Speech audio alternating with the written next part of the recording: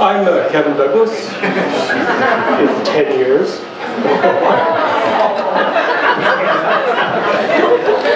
Look forward to it. I am really pleased to introduce Kevin Douglas to give his presidential address. There are really just a couple of things that because I wanted to make sure I leave lots of time for Kevin, there was only a few things that I wanted to say. I left the slides at home just because Kevin would have killed me. But there are really three phases of Kevin's life that I can see going back historically. And they're pretty important ones because they're all still lingering until today. So first thing you got to know about Kevin is Rush. Kevin was and continues to be to this day, a great fan of the Canadian power rock trio Rush.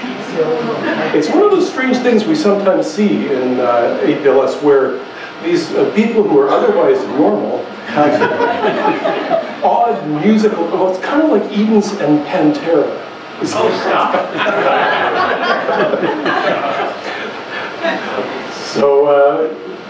Kevin, if you go into his office, you will see his collection of Rush bobblehead dolls, Rush concert videos. I'm sure we've got some stamps. So okay, just about everything you could think of. Which you gave me. Yeah. At the time, he had the big hair.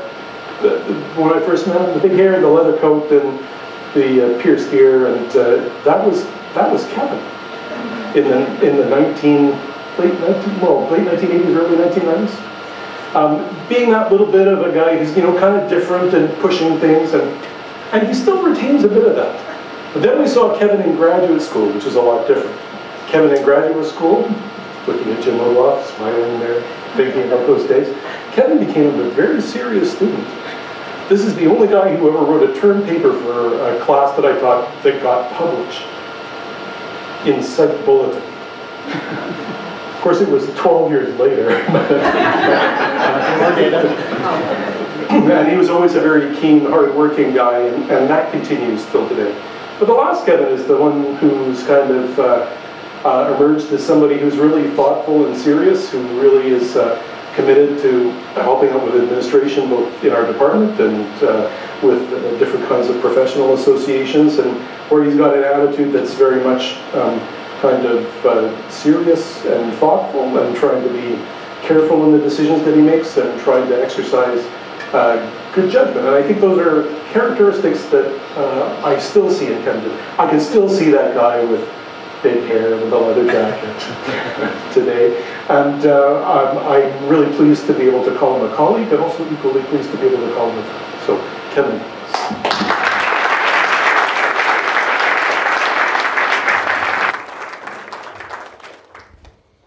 Well, thank you, Stephen, I think. You've been a tremendous friend and colleague over a quarter of a century now, and your influence in the field and on myself has been absolutely top-notch and amazing, so thank you for that very much. I also want to say thank you to Jim. Our early years of collaboration, you teach me about the field of psychology and law, were also very formative. So I would like to talk a little bit about what I want to do today. I want to tell you how grateful I am to be president of APLS, an organization I grew up in, with many people in the room I looked up to over the years. It's also 50. We're 50. I'm not 50. Almost. So it gives an opportunity to reflect on the field and why someone like me, who evidently was weird and liked Rush and wore a leather jacket, not that that's weird, would care about it in the first place. I want to talk a little bit about how it shaped me, how it continues to, and being 50 years, I'm reflecting back also on thinking about its original mission and what the founders were thinking when they were putting APLS together. I've also been inspired by past presidential talks.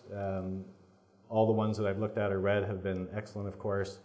I was really inspired by Patty Zapp's talk and how she gave kind of the story about how she ended up doing what she's doing, kind of a bit of a narrative. So I want to talk about that a little bit, finding APLS. And what I'd like to do is then go on and talk about some of the great accomplishments of APLS in the past and today, and then look forward to some of the challenges that we might be dealing with. I want to talk to and say thank you very much to all of the committee members, to Kathy Gaske, and to all of those who've been involved in kind of making this operation run. So to everybody, I'd like to say thank you. I'm going to talk about three things, as I mentioned, and again, being inspired by Patty, she said talk about three things during her talk. Not four, not two, but three. So I'm talking about three and only three things. Each part has three subparts. So it's finding APLS, accomplishments, and aspirations.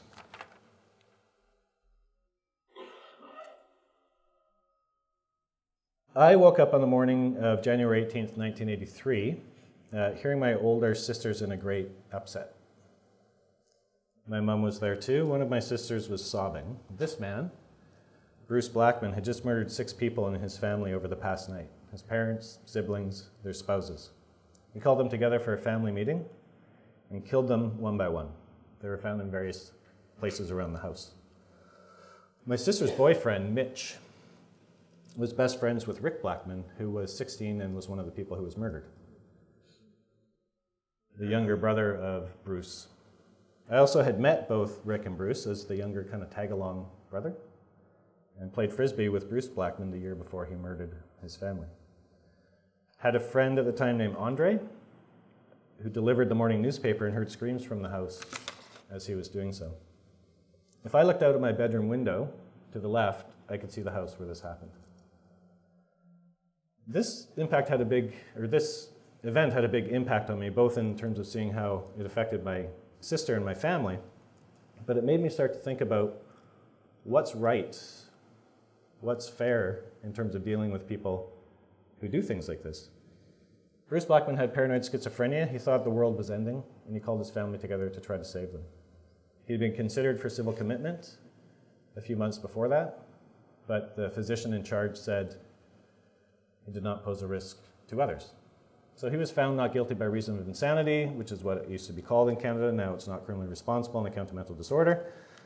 And after some time was discharged into the community to great consternation amongst some, and is still, to my knowledge, on conditional discharge in the Lower Mainland of British Columbia. So it left me thinking, what's right, what's fair? People have very strong opinions, especially when something so serious happens. A year before that happened, this man, Clifford Robert Olson, murdered 11 children between the ages of 9 and 18 in the same area, roughly, where Bruce Blackman lived and where I grew up. It's a lovely part of the world, by the way. Some 20 years later, we had another notorious case in the same area. It's like the Bermuda Triangle of Robert Picton, otherwise known as the pig farmer, who murdered dozens of women in the same neighborhood. So Clifford Olson murdered 11 kids over the span of several months in early 1980s. And it was in the same neighborhood I grew up in. At that time, I delivered the afternoon newspaper, and one day, so I saw the headlines kind of daily, and one day a van stopped and a man asked me to get in the van, and do I want to ride down to the end of the street to deliver my papers? And I thought, oh, sure. Good idea. No, I didn't. I said, no, thank you. And of course, thinking, is this just a guy who's been doing all this stuff? And it wasn't. It was just a guy who I was delivering the newspaper to, and he saw me as his paper boy. So innocuous in a way, creepy in another way. But it had a big impact. And again, he eventually pled guilty, died in prison some decades later. That's the young and the old, obviously. He had over 90 convictions, 7 escapes from custody, dozens of vexatious legal claims in prison. He changed the legal system in Canada. He used to contact the parents of kids he killed on the anniversary of the date. You can't do that anymore in Canada. He applied, or wanted to apply for early parole under something called the faint hope clause. You can't do that anymore if you have committed multiple murders. He got pension payments. Can't do that anymore. He also did a gruesomely called cash for bodies ploy with the police and the government to tell them where more of the bodies were for $10,000 each. Described as narcissistic, psychopathic, manipulative, charming, and I believe you have a letter from him on your office wall, inviting your graduate students to go evaluate him if they wanted to, right? Just out of the goodness of his heart. So again, what is fair, what's right when it comes to people like this? They should be in prison, clearly, but what should society do more broadly? And these are the sorts of things, these two big local cases, the types of impact that they had on me. I went to university then, aptly described by Steve, and my early attempts to kind of think about or correct what's right or what's wrong, think about what's right, what's fair, came as I was studying criminology and then psychology, and then finally psychology and law when professors like Ron Resch and Jim Ogloff and Steve Hart showed up and started offering all these courses in forensic psychology and psychology and law.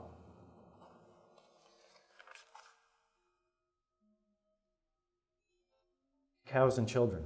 And you might wonder, what does that have to do with trying to figure out what's right, what's fair? My first foray into trying to think about how can I do something about the justice system came about when I was in criminology thinking about the Criminal Code of Canada. So Steve and I actually did not coordinate this, but this is my daughter, Juliana, wearing a Rush t-shirt. This is like 4 years ago. She's about to turn 16. And her first concert was Rush. And she went to it with me. Happened to be on the same night, One Direction was playing. So Rush played a venue that could hold about 15,000 people. One Direction played a venue that could hold about 60,000 people. And when we got down there, downtown Vancouver, there was like 59,000 11, 12, 13, 14-year-olds going that way, and Juliana going that way with her dad. The question here is, if I stole your cow, or if I stole your daughter, how much time should I spend in prison, comparatively? So just kind of think about that for a moment. This was my first attempt to find injustice, what I thought was injustice, and try to do something about it. So as it turns out, in the Canadian Criminal Code, if you steal cattle, you can get a maximum of 10 years. If you steal a kid under 16, abduction, you get a maximum of 5. That's what was kind of bugging me at the time. Why do we have this system which is seemingly valuing things like property crimes over and above those offenses against people? So why is this the case? Well, as it turns out, Canadian Criminal Code was a draft of a code written in 1892 to be applied in the colony, some of the British colonies, including India. They rejected it. Canada accepted it. And so who wrote that? That were people, legislators in England in the late 1800s. Some of the rules to be a legislator and to be a member of the House of Lords, etc., were that you had to own property. In fact, to be a senator in Canada, until recently, unless it's changed, you had to own property. So I thought, there's this terrible property bias in the Criminal Code of Canada. And it doesn't seem right, doesn't seem fair. If you look more broadly at the Criminal Code of Canada, you can actually see that for something like theft over $5,000, you can get 10 years, but for assault, you only get 5. Theft of a credit card, 10 years. Theft of cattle, 10 years. But failing to provide the necessaries of life to a child, 5 years. And it used to be 2. We used to, if you take timber, taking possession of drift timber from a river, that can get you 5 years. But, so can not providing necessaries of life to a child. If an official tortures somebody, they can get 14 years. But if you try to rob the mail, you can get life. I saw this systemic kind of bias in the Criminal Code of Canada, which led to some of my early work with Jim Ogloff, where we surveyed people and found, of course, that people disagreed greatly with this. And we did a couple of studies to that effect. So I thought, of course, these being published now, we'd start getting emails and phone calls, in due order from a sentencing commission or something like that, saying, can we consult with you, please, Kevin and Jim, so that we can, change the criminal code? And of course, nothing happened. Nothing happened. My second interest into what I thought was unfair was in jury research, and it was, how dare they allow graphic photographic evidence in court, because that's just going to bias guilty verdicts. So we did a mock jury study and found that in the graphic photographic evidence condition, in fact, guilty verdicts were twice as much. I thought, going to change the jury system in Canada. They're going to call me, they're going to stop not letting, they're going to stop having graphic photographs in, and of course, that didn't occur. Now this was, a 30-minute study, transcript, no deliberation, etc. So you can't change the world just by publishing, was one of the big take-home lessons that I learned from that. My first APLS was in Hilton Head, and some of you will remember that, of course. And when I was in Hilton Head, I had to give a talk, and it was a packed room. And I was talking about risk assessment, the HCR20, and talking about the fact that we had no data on the HCR20, but we thought it was good. And John Monahan was sitting in the front row, and I was terrified. And at the end, John put his hand up, and I was more terrified. I have no idea if you remember this, John. No, of course not. Of course not. You're like, who's that kid with the long hair? Right? But he lobbed me a softball. He said, when you do the research, do you think your base rates will be high enough? I'm like, yes, I do. Yes, John, they will be. Thank you. So that was my first impression of APLS. Then at APA, Randy Boram was publishing this article on risk assessment. John also had an issue in there, and or an article on that special issue. And he came up to me at a poster session. This is about to be published. He said, now you have data on this, and it looks like maybe there's some reliability. I might be able to get this into my manuscript. And I was thrilled. I thought, Randy Boram is going to maybe get some of our work into his manuscript. So when it finally came out, I was absolutely delighted to find out that I was a footnote. I had become something at APLS. I had become a footnote in an American Psychologist article, and even more so, the field was eagerly awaiting more work. Of course, that's kind of like getting you're pre-approved for a credit card in the mail. So what I learned there, and that's Randy Boram, he actually earned a nickname in graduate school amongst SFU grad students, because he did things like, well, he cited this footnote, but he also did things like say hi to you, and hold the door open and call you by name. And we were shocked, all of us, like for the first time at this APLS conference. So his nickname became the nicest man in the world. It's like, the nicest man in the world, Randy Boram actually talked to us at this conference. So my first impression of APLS is that it's a very fostering, nurturing organization or society. And that's an impression that I have that has stayed with me, especially in terms of with our younger scholars, students, early career professionals. So the first accomplishment is the culture and the ethos of APLS. And I want to, especially for the younger folks, to really encourage them to use us. Take advantage of the people who have been here for a little while, because people will most certainly help you, and we'll be happy to hear what you have to say. So APLS is and has been for me an amazing launchpad, and for many others as well. We have an amazing student committee, early career professional committee who want to be engaged. Another accomplishment I see for APLS is the success and founders of the builders. And this was part of the motivation for the talk this morning, or the panel this morning.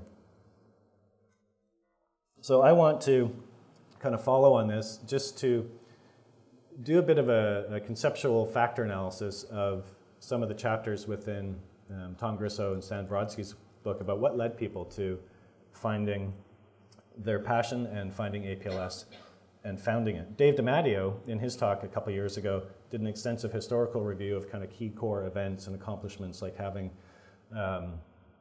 training and programs and credentialing and so forth. What I thought was, for me, one of the key influences that I noticed in my current work in risk assessment about what's right, what's fair, asking that question, has to do with Johnny Backstrom's case, where, and how the law can influence psychology, where the court ordered that 900 or so patients or offenders be transferred or released, and there was, all these folks had been predicted to be dangerous.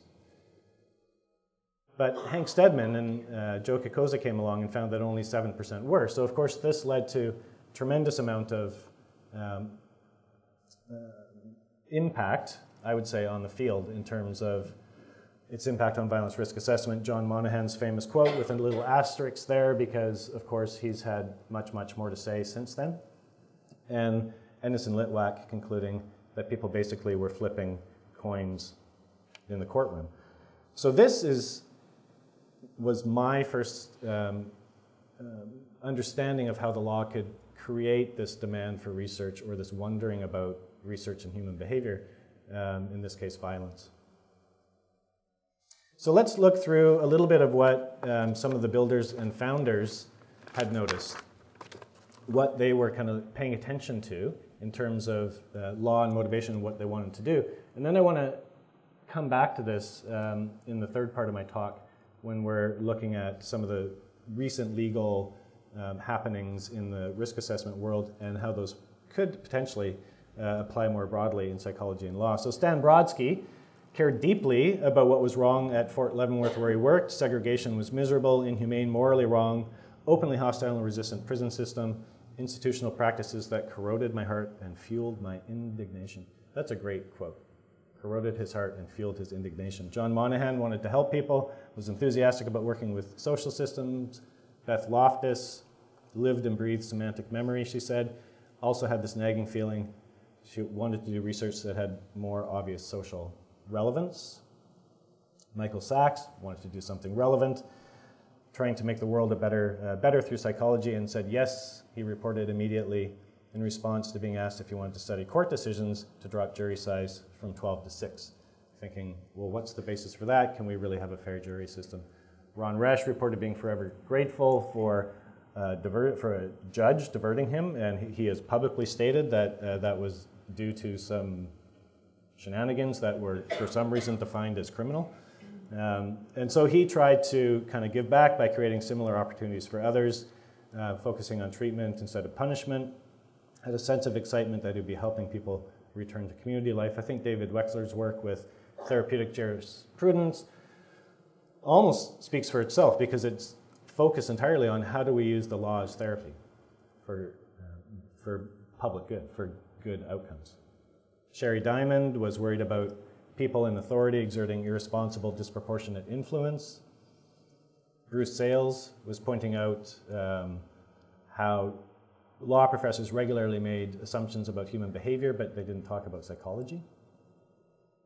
Saw that one of Nebraska's civil commitment laws years ago seemed unconstitutional, so made efforts to have that changed.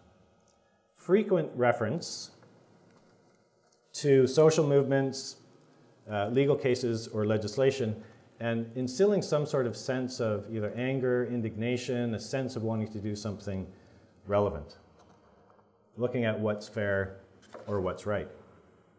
So it's no surprise really that APLS continues to do so much good, I would say, because that was the impetus or inspiration for many of its founders. So I want to talk now a little bit about the good work of APLS. What I want to do is, again, thank everybody who's been involved with the committees and chairing the committees, with a big focus on ECPs, on students, and on concepts of, or on the concept of diversity, and how do we take that and get it more kind of firmly embedded within the organization. So what I want to do, and this work is, or the results of the committee work is reported in the minutes. My mother is calling me. Should I answer? Oh my God, are you serious? Okay. Hi, Mom. Hi, I have to tell you, I'm in the middle of giving a presidential address. And so, and the audience, I asked the audience, my mom is calling, should I answer? And they said yes, and they clapped. So, hi during the presidential address. I'll call you back, okay? Okay, bye, Mom. You staged this. Hello to that. I did not stage this. Yeah. Okay, bye, Mom. Bye. Oh my God. Okay. I'll prove I didn't stage it, Steve, because I have texts from her saying, hope your trip to Portland went well. I'm like, I'm in Portland. Okay. Just kidding. Thank you, Mom. Okay. I want to highlight for the people here, because this sometimes I feel like it gets lost. I feel like people don't have a good snapshot of all the good work that APLS is doing. We're going to try with more kind of communication in that, but it's in the minutes, it's in the program to some extent, but you have to kind of go look for it. So I just want to talk about the good work of APLS. For example, 22 student travel awards were provided. There were 5 workshops, and 10 students or ECPs were awarded free attendance for those. We get a lot of dissertations to review, so there were 3 student dissertation awards. Early career professionals, and these are the chairs of each of the committees, $20,000 was awarded to 5 early career professionals. They partnered with the Professional Development of Women Committee for several events, and also produced an 86-page report by James Cantone and Tiffany Clomax, surveying ECPs and asking them, how's APLS doing for you? What else might APLS do to try to facilitate early career professional goals? Some of the highlights is that 5% responded that APLS served their needs extremely well, with the rest being moderately well, and wanting more professional networking opportunities. For example, especially on policy, on non-academic job training or mentoring, and a greater emphasis on diversity.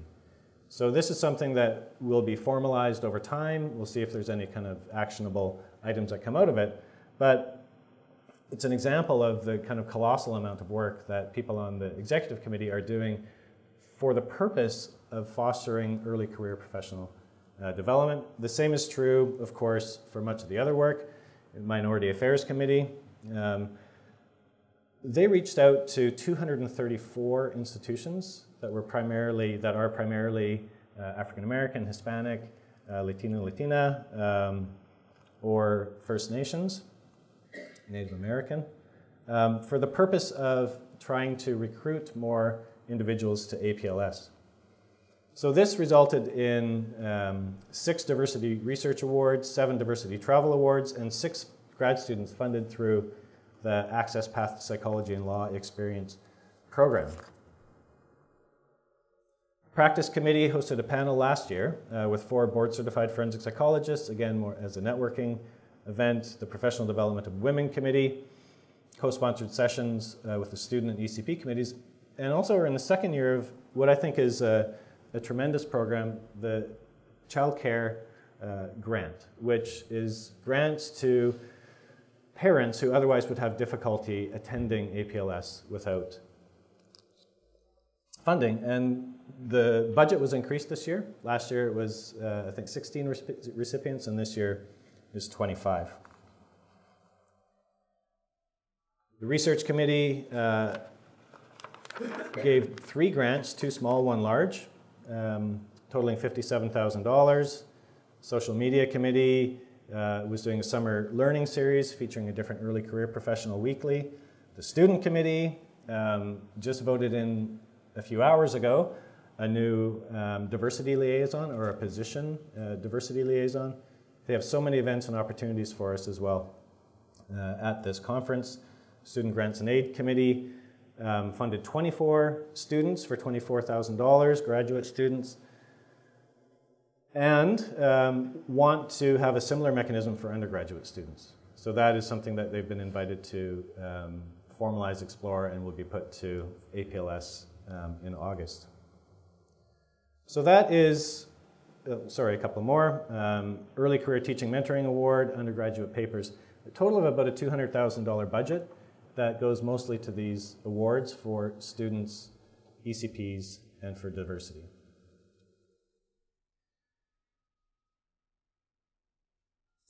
Where did we start some years ago? Remember this website? Yeah, it doesn't look like that anymore. It's APA. So you can still go to it though. If you go to that top left corner, the Wayback Machine, go to Wayback Machine and enter ap-ls.org, and you can choose to look at APLS's website.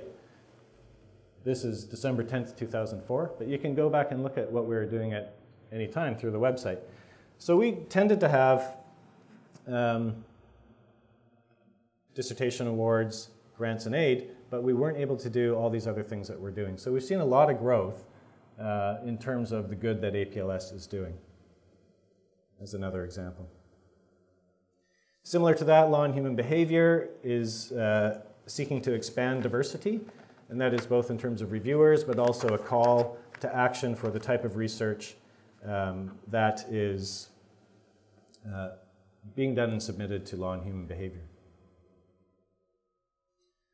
In terms of the last portion, again, 3 things within this third component, and that is, can we strive for a culture of culture implemented well, drawing from our roots? You could say a culture of diversity as well.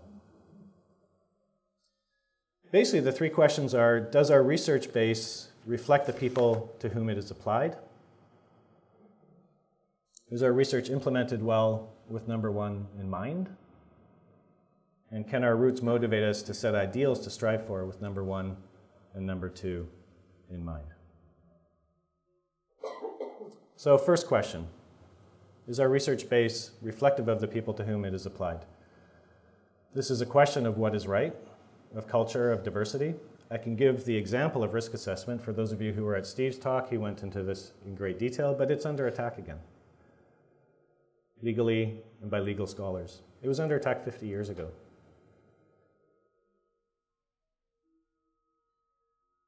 Not in great detail, but the Supreme Court of Canada essentially held that the Correctional Service of Canada broke the law by using 4 actuarial instruments and the PCL with Indigenous offenders.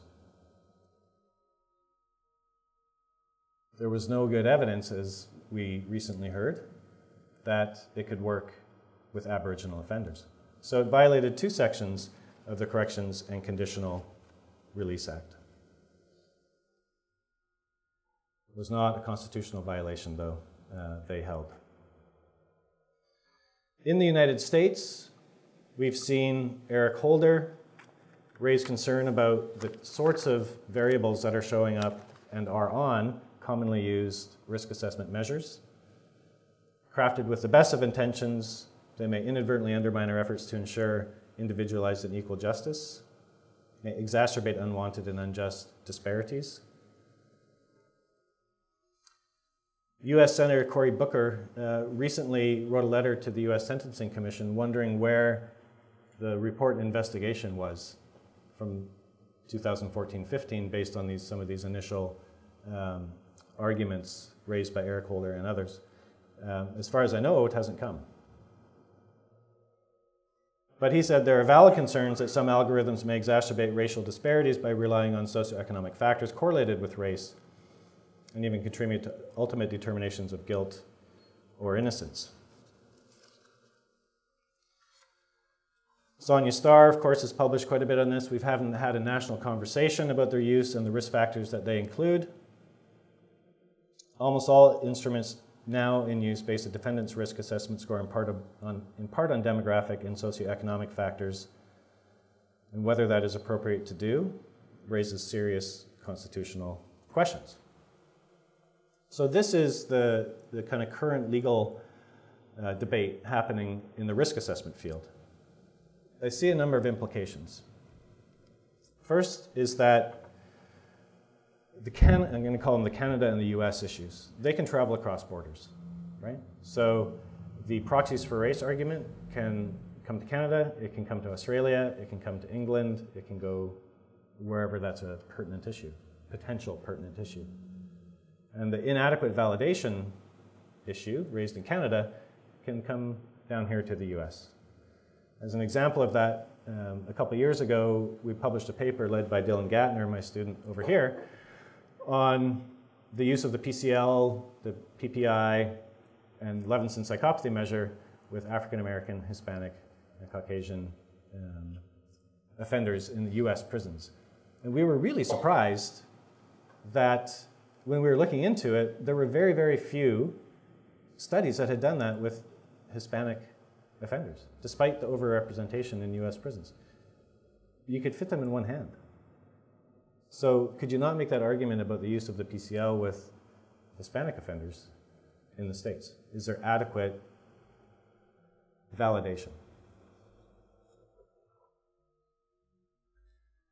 Second implication is that these arguments can extend beyond ethnicity, race, or culture. So this could apply to sex, gender, sexual orientation, origin of birth, and so forth. Transgendered individuals. The third implication is that some of the arguments are not logically tied to actuarial instruments. Some are, but some are not. As Stefan Shepard has argued, some of these arguments, inadequate validation, conceptualization, would apply to structured professional judgment approaches as well. They could contain proxies for race. This is a legal argument that will be unfolding, but my anticipation is that it will broaden. Fourth implication is that it's not limited to item content or to predictive validity across groups. Culture and diversity are a lot broader in the research world and research context, as scholars such as Stefan Shepard, Tamatea, Hart, Z, Rosenfeld, Monahan, and others have written to some extent on the point. So we need to understand more than just the instruments, but the characteristics of the samples used, the characteristics of the researchers who chose to define what to study and what not to study, and the characteristics of evaluators and decision makers such as judges. The instrument is just one small part of the task. Fifth, these arguments are not necessarily just limited to risk assessment. They could apply, especially the inadequate validation argument, to any forensic measure used in the justice system. Competency, treatment amenability, measures of psychopathy. And the proxies for race argument could apply to any procedure that A, includes variables that are correlated with race and that can be used to B, make decisions about people that can affect their rights.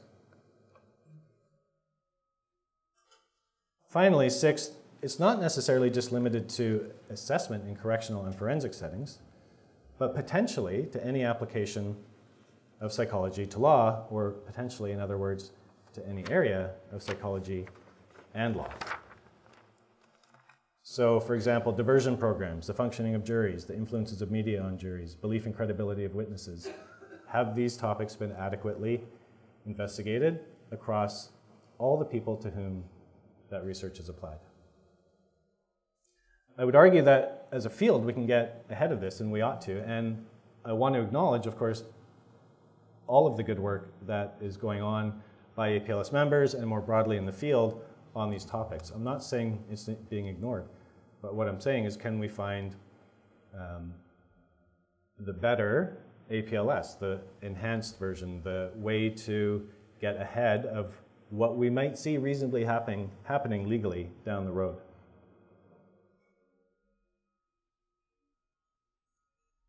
Could we have aspirational guidelines on diverse validation?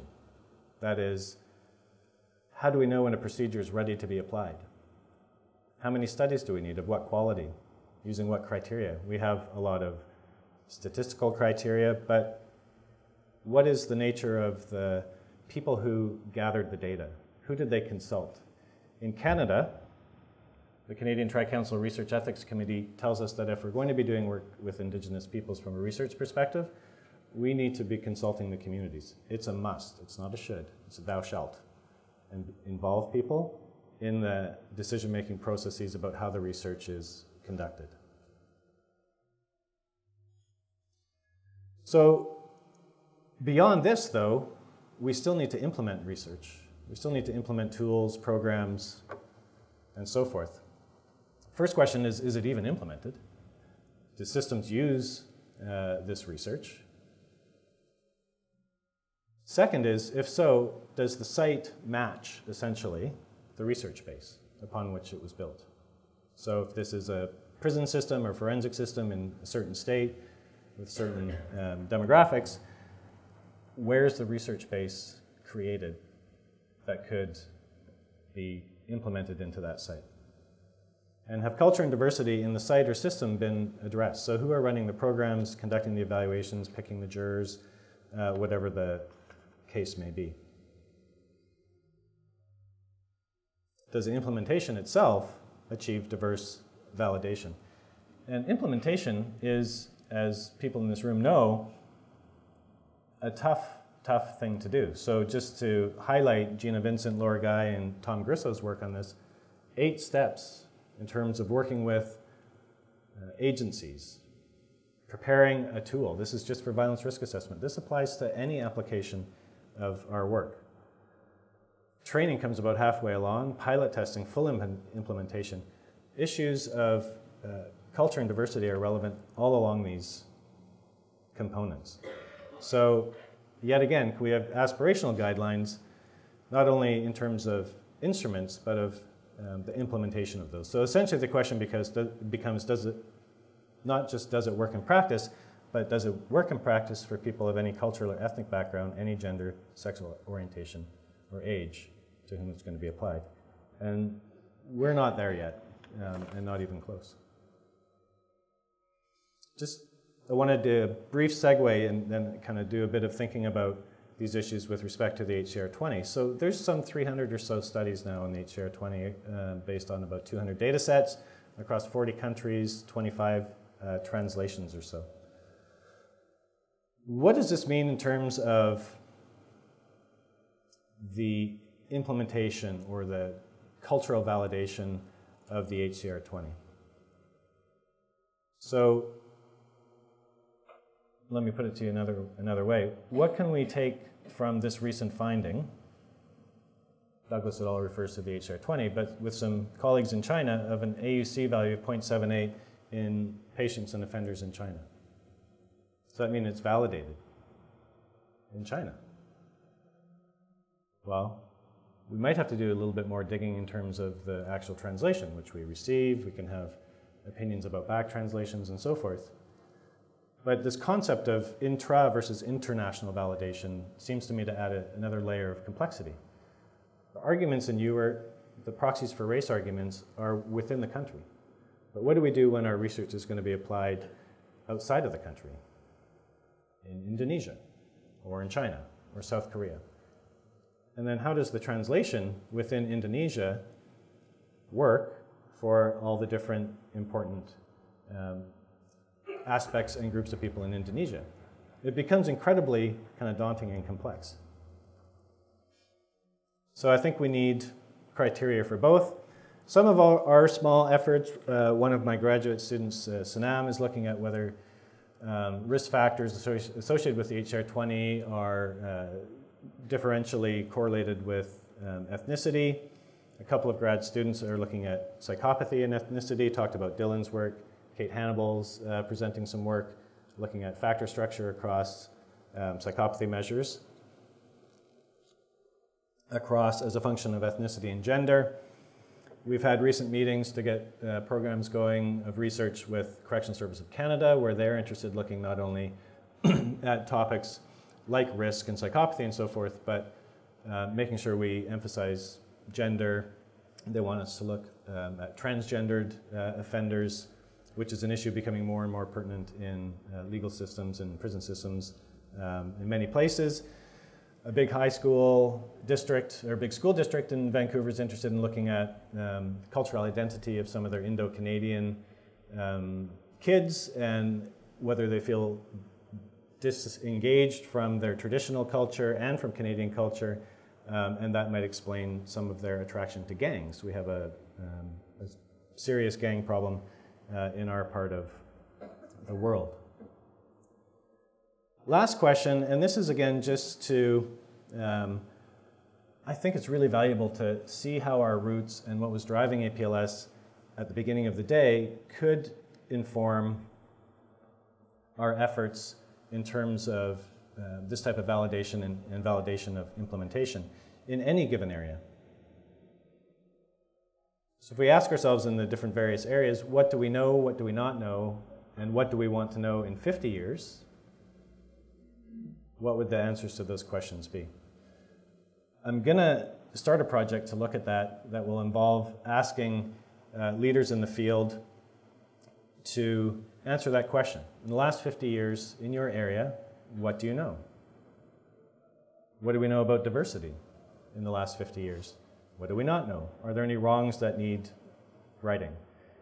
And what's the ideal version for your, I should say area, there's the one typo.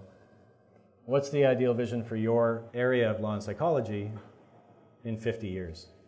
And how do we get there? Give us a plan. Easy task, right? And to give acknowledgement to Jim Ogloff with his presidential initiative 20 years ago or so, whatever it was, I will be asking established scholars to invite ECPs and students along with them as part of authoring these chapters. So Joel Dvoskin was described in Patty Zapp's presidential address as encouraging her to think big and to change the world. So let's dream a little bit and think big about what our field can look like in 50 years. Like, why not? Do a thought experiment. What do you want your research area to look like in 50 years? What do you want psychology and law to look like in 50 years? Some of you will be here. Some of you will be here. Do you think Stan Brodsky thought 50 years ago that he would be sitting on that panel today? Do you think our builders and founders thought that? There's no reason you can't be sitting on a panel in 50 years. Well, okay, for some there are. But many of you can be there. Do a thought experiment. What do you hope the field can accomplish? What do you want your area of research to look like? Thank you.